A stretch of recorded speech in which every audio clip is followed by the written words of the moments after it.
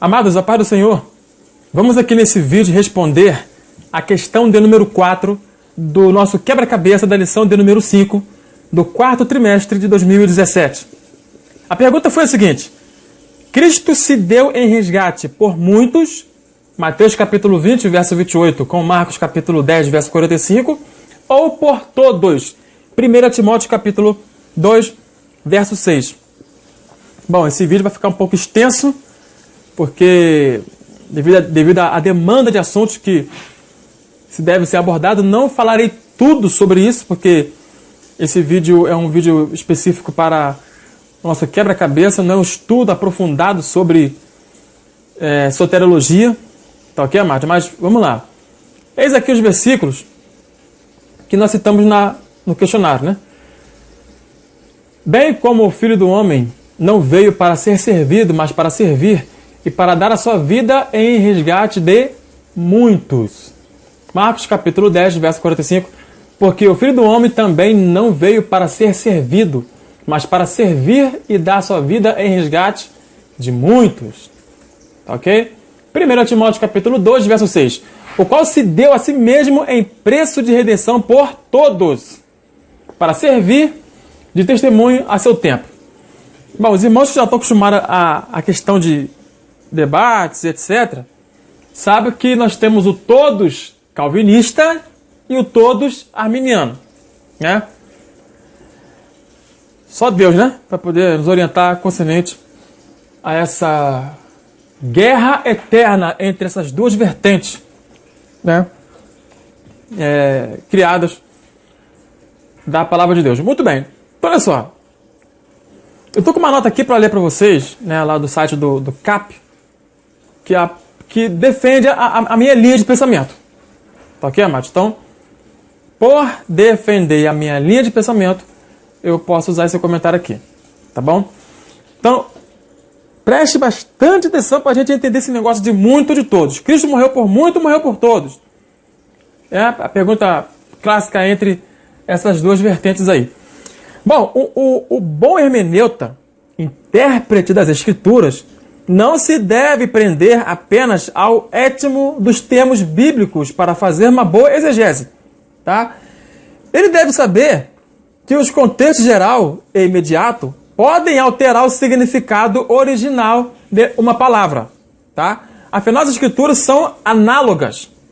Vejamos como os termos todos e muitos, lá em Romanos capítulo 5, mudam de significado de acordo com a construção frasal, ou ao serem confrontados com a analogia geral das Escrituras. Vamos aqui a Romanos capítulo 5, verso 12,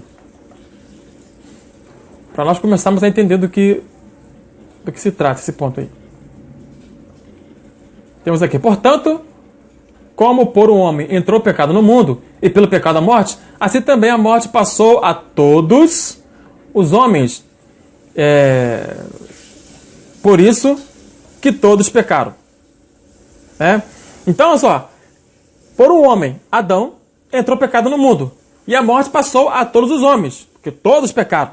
O termo todos aqui, evidentemente, alude à totalidade do mundo, visto que os contextos imediato e remoto, indicam que todas as pessoas do mundo, sem exceção, até a nossa querida irmã Maria, né, pecaram e vêm ao mundo, por conseguinte, já mortas em pecado. Leia Romanos capítulo 3, Gálatas capítulo 3, João capítulo 3, Efésios capítulo 2, 1 João capítulo 1 e capítulo 2, Salmo 51, versículo 5, Provérbios 29, Isaías 53, Provérbios 20, versículo 9.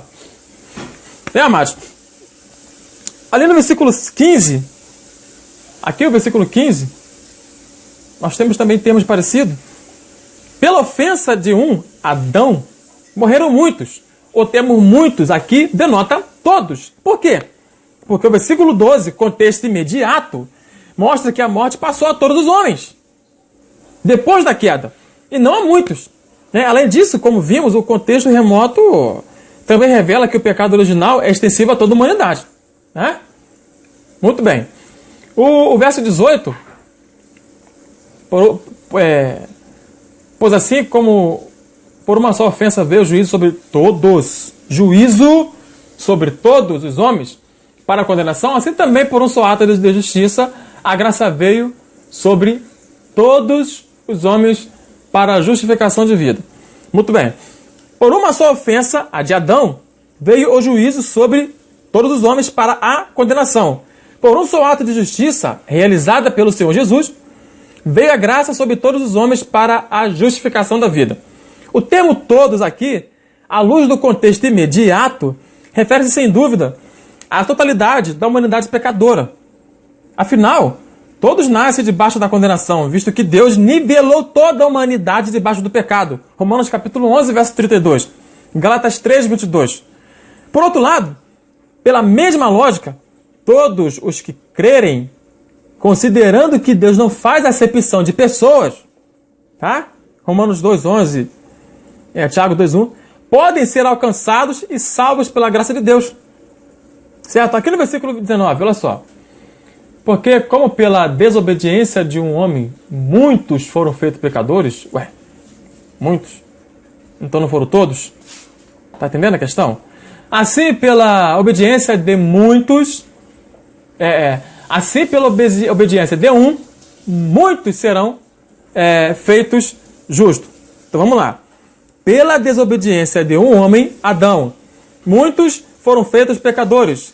Pela obediência de um, Cristo, muitos serão feitos justos. O primeiro muitos aqui, já como vimos, equivale a todos, né? Mas o segundo denota, curiosamente, poucos. Em relação à totalidade. Como assim? Embora o Senhor Jesus tenha aprovado a morte por toda a humanidade, Hebreus capítulo 12, verso 9, tá? Haja vista ter Deus encerrado a todos debaixo da desobediência, para com todos usar de misericórdia, Romanos 11, 32. A Bíblia mostra que poucos são que entram pela porta da salvação. Não é, amados?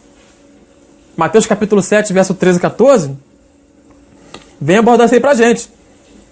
Então, Van Johnson, ao discorrer sobre a ocorrência de todos e muitos em Romanos capítulo 5, ele afirmou o seguinte: o leitor notará como Paulo usa livremente de todos para muitos ao longo de toda essa seção, capítulo 5. O uso de muitos em oposição a todos não é significativo, porque Paulo usa os termos intercambiavelmente. Os muitos que morreram pela transgressão de um homem, versículo 15, são certamente referência a todas as pessoas. E a natureza paralela dos versículos 18 e 19 sugere que o todos do versículo 18 é equivalente ao muitos do versículo 19. Ok? Então vamos lá.